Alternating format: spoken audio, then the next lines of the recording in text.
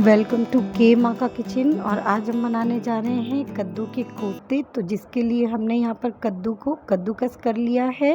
तो कद्दूकस किया हुआ कद्दू हमने 1 कटोरी लिया है और 1 कटोरी ही हम यहाँ पर बेसन ले रहे हैं। तो बेसन को हमें एक बार में एक साथ कद्दू में नहीं मिलाना है, हमें 1-1 2-2 चम्मच करके हमारे बेसन को कद्दू में मिक्स करना है। तो यहाँ हमने 3 चम्मच बेसन डाल लिया है हमारे 1 कटोरी कद्दू में।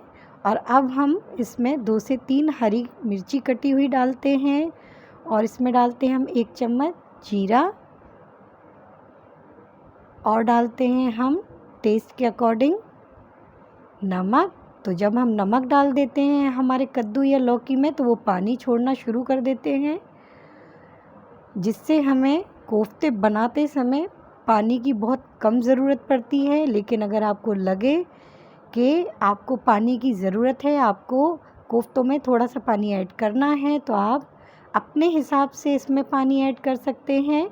लेकिन हमने यहाँ नमक डाल दिया है, नमक पानी छोड़ रहा है, तो हमें यहाँ पानी की कोई ज़रूरत महसूस नहीं होती है, इसीलिए हमने यहाँ पर पानी नहीं डाला है। तो धीरे धीरे करके हम हमारे कद्दू में बेसन को मिक्स करेंगे और 1-1 चम्मच करके हम यहाँ पर बेसन हमारे कद्दू में इस तरह से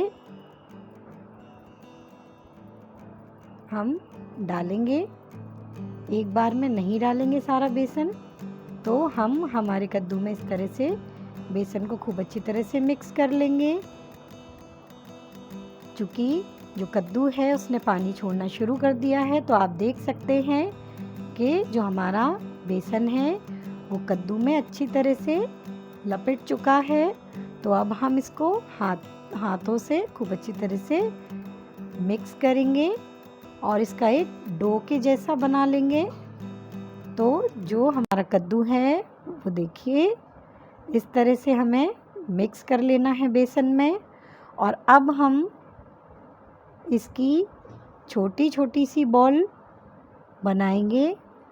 बॉल आप अपने हिसाब से बनाइए, जिस तरह से जितनी साइज़ का भी आपको कोफ्ते की साइज़ रखनी है वो आप कोफ्तों की जो बॉल है आप अपने हिसाब से अपनी साइज़ के हिसाब से बनाइए, जैसे आपको साइज़ चाहिए।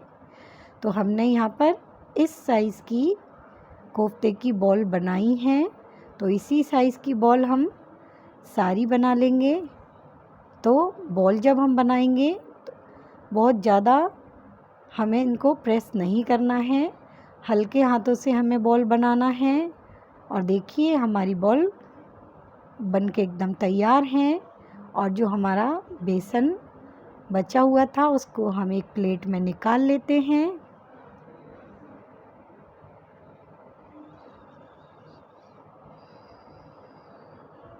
और इस बेसन में हमारे जो कोफ्ते हैं इनको हम बेसन में कोट कर लेते हैं।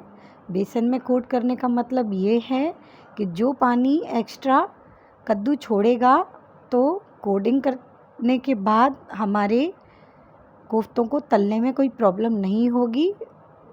तो हमने इस तरह से सारे कोफ्तों को हमारे बेसन में कोट कर लेना है। तो हमारे जो कोफ्ते हैं वो बेसन में कोट हो चुके हैं। अब चलिए इनको तलते हैं। तलने के लिए हमने एक कढ़ाई में तेल गरम कर लिया है और एक एक करके हम हमारे कोफ्तों को हमारी कढ़ाई में इस तरह से डालेंगे और आगे पीछे करते हुए हमारे कोफ्तों को मीडियम फ्लेम पर खूब अच्छी तरह से तलेंगे।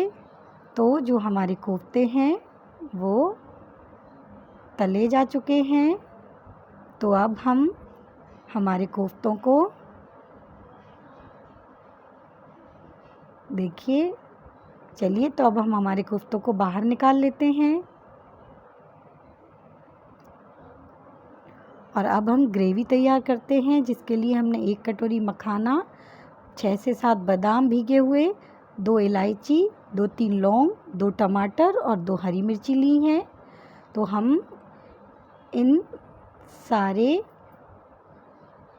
इंग्रेडिएंट्स को एक जार में डालकर इनका खूब अच्छा सा पेस्ट तैयार कर लेते हैं।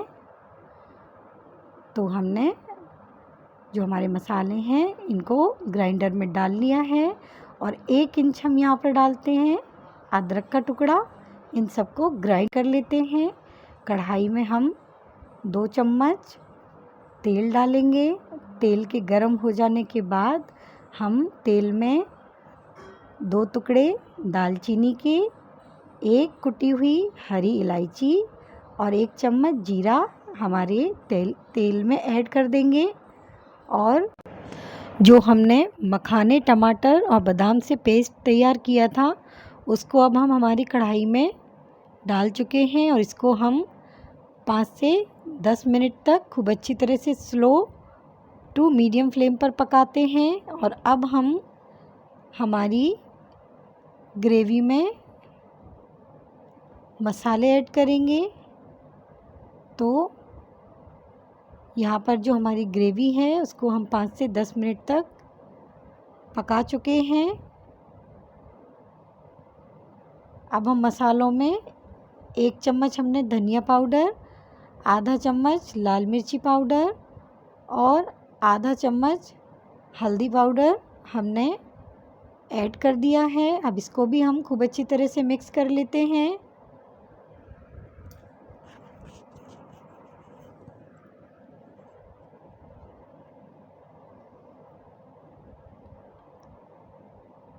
अब हम हमारी ग्रेवी में 1 चम्मच बेसन ऐड करते हैं। बेसन से जो हमारी ग्रेवी है काफ़ी थिक हो जाती है, इसीलिए हम बेसन ऐड कर रहे हैं इसमें। तो बेसन ऐड करने के बाद 5 मिनट तक हमें लो फ्लेम पर खूब अच्छी तरह से चलाते हुए हमारी ग्रेवी को पकाना है ताकि जो बेसन है वो बहुत अच्छी तरह से पक जाए। और अब आप देख सकते हैं कि जो हमारी ग्रेवी है वो काफ़ी थिक हो चुकी है। तो अब हम इसमें थोड़ा थोड़ा सा पानी ऐड कर देते हैं।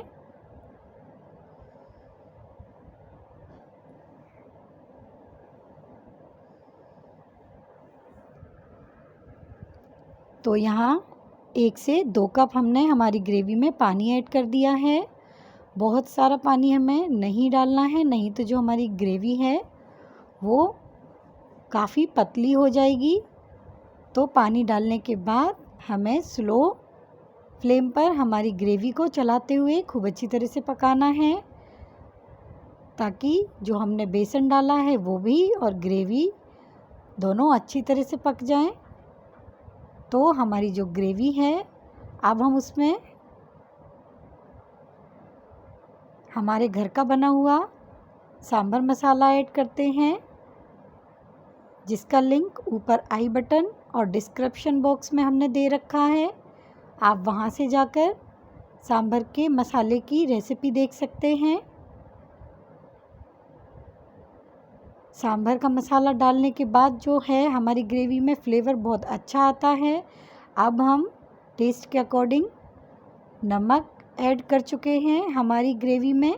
अब इसको भी खूब अच्छी तरह से हम हमारी ग्रेवी में मिक्स कर लेते हैं और 5 मिनट तक हम स्लो फ्लेम पर चलाते हुए खूब अच्छी तरह से हमारी ग्रेवी को पकने देते हैं।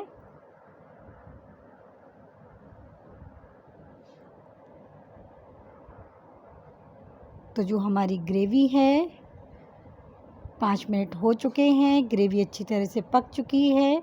अब जो हमारे बने हुए कोफ्ते रखे हैं उन कोफ्तों को हमारी ग्रेवी में हम ऐड करते हैं।